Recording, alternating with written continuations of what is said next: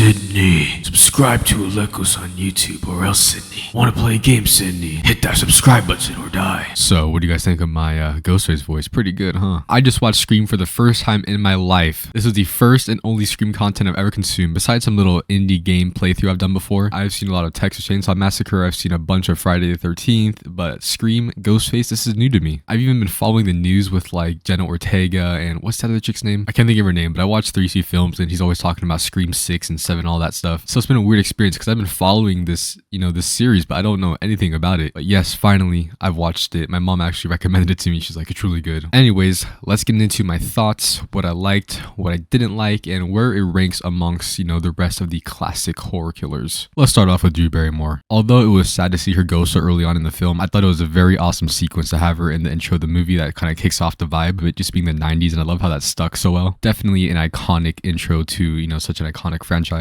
Something else I liked about the intro is that we see how aggressive Ghostface is. Where Jason, Michael, and Leatherface are kind of more brutes, Ghostface is very agile, if that's the right word. Let's get into the main character now. So Neve Campbell, if you're watching this, what's up? You better be subscribed. Going into this, I didn't really think I would care too much about her. I thought she'd just be one of those final girls that, people are like, oh, that's the final girl. She's iconic. But after this first movie, I can respect and see why people like, Sidney Prescott. I can see she's a cool final girl. I like her. And if what I hear is true that she's in the others, then she's actually a consistent final girl, unlike the Friday series where every final girl is some random chick with a whole different background and family. Moving on to the other castmates, which are like Neve Campbell's best friend. I call her Neve Campbell because that's what everyone was calling her while I was watching it. In my head, she's wired in as Neve and not, Sidney Prescott, but it's fine. But yeah, her best friend, the blonde chick, was it Tatum? She was cool. I mean, she had a funny death and I liked her character. Please don't kill me, Mr. Ghostface. I want to be in the sequel. But yeah, she was cool. The nerd guy, the movie guy, he was awesome. I didn't think I'd care for him too much, but when he went to the movie store, how he was like, come on, if they saw that one movie, they wouldn't know it, or they would know what to do. They would know this already. He's like the relatable character, right? Everyone else outside of the main friend group was just, they're kind of there. Like, I'm really curious about the Cotton guy who was framed for Sydney's mother's murder. I'm very curious about Sydney's dad. He was an interesting character that seemed like he didn't get much screen time at all. Like, I think he didn't even have one sentence in the movie, but they kept building him up as like that guy. He's Sydney's dad, like he's that guy. So I'm curious to see what he's going to be like in the next few films. Gail Weathers was pretty interesting. Courtney Cox, she does a really good job at making us hate her, and I think people say she gets more likable as the series goes on. I'm looking forward to see how my feelings switch up for her. But yeah, she nailed that annoying I'm a reporter. And probably the highlight of the movie for me was when Neve socked Courtney Cox in the face. That was hilarious. It caught me off guard.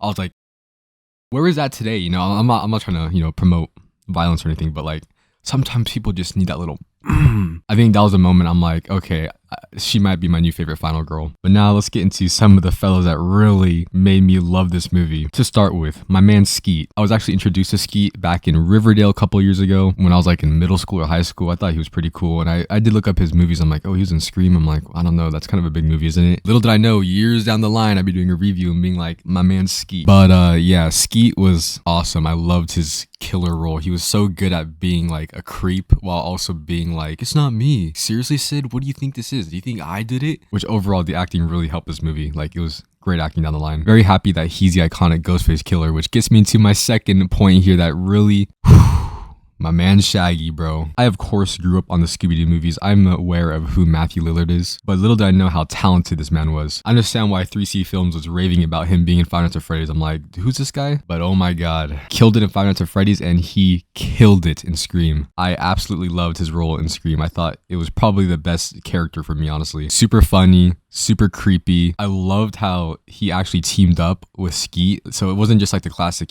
one killer. No, they were double teaming, which was a super interesting twist. I felt like their chemistry was very good too, and it just made it feel so much more realistic. But yeah, he carried the movie for me. Unfortunately, him and Skeet did die in the franchise, but we still got him as Springtrap, which is an insane character for him to be playing. So what did I like about this movie? I mean, with an amazingly stacked cast, I keep checking back on the cast, and there's more people in there that I didn't even realize was in there, like Henry Winkler. Like, bro, what?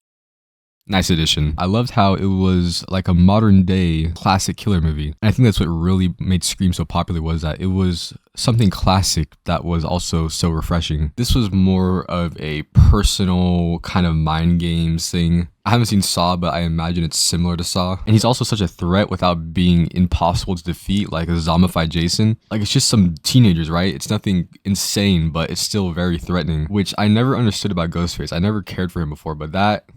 now I can understand. I respect him so much more as a character, as a classic killer. What did I dislike though? Maybe the lack of Ghostface. Like, I don't think they didn't do enough Ghostface. I just feel like I would have been a little more entertained if he was thrown in there a little bit more, or maybe got a couple more kills in, because didn't he have a pretty low kill count in the movie? But I can understand that not being the thing for the Scream franchise. That's like definitely a Jason Voorhees thing, so it's not really a negative. It's more like a nitpick. So my overall opinion, love the theme. Love the vibe. I officially respect Ghostface. Nev Campbell's my new final girl crush, and probably my new favorite final girl. Killers carried the movie, especially Shaggy. So what would I rate Scream 1 out of 10? It's hard to just watch the movie once and rate it. I feel like you have to do like a couple watches to really see all the different angles, what you missed. Let's just say I give it an 8 for now, you know? We'll do an 8. Why not? Why it's not a 10? Well, it's a great movie overall, but to rate it a 10 for me, it needs to be like a masterpiece, as in like I truly left the theater completely like, wow, I want to watch that again. And where does it rate amongst the other killers? So I think I'll put Ghostface right behind Jason Voorhees as of now. So maybe it's like Friday, Ghostface, Michael Myers, Leatherface. And if you couldn't tell already, I'm not a critic. I just do this for fun. So I'm kind of just freeballing this information. Like, I don't have a list on me or anything. I'm literally just like on the go. Like, what did I like? What do I think about the characters? So when it comes to the stuff I liked, yeah, that was it. I really just enjoyed the film. I wish I could have some more criticism, both good and bad, to give for this movie. I just really am not a critic. I'm just really just telling you my thoughts on the movie. Certified classic. Alekos says so himself. I would definitely rewatch this movie again. I kind of have a feeling this might be the only Scream movie that I'll come back to, because it's classic, and I feel like the others are kind of just like from there on out. Maybe I could be wrong. Do you agree with what I had to say here today? Do you disagree? Are you subscribed yet? Subscribe, Sydney, or else. Thank you to all my lovely members right here. Thank you guys. Wait, right here. Yep. Thank you. You guys are awesome. Want to become a member? Tier 2 or higher, baby. Tier 2 or higher. I'll see you in Scream 2, Sydney. I'll be right back.